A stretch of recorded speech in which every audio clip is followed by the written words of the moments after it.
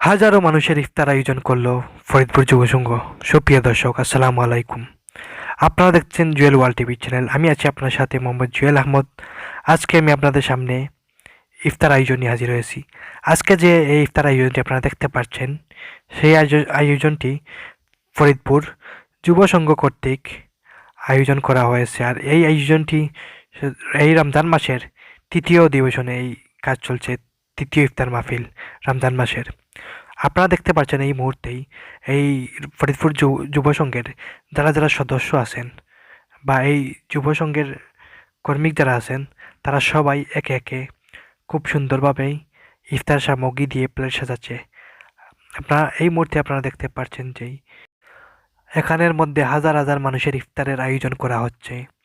আর আপনারা দেখতে পাচ্ছেন যারা অতিথি আছেন, অতিথিবৃন্দ আসা শুরু হয়ে গেছে। সবাই যার যার আসন এবং দখল করতে পেরেছে। আর সদস্য যারা আছে তারা কার্যক্রম চালিয়ে যাচ্ছে। আর এখানে কিছুক্ষণের মধ্যেই মিলাদ আয়োজন হবে।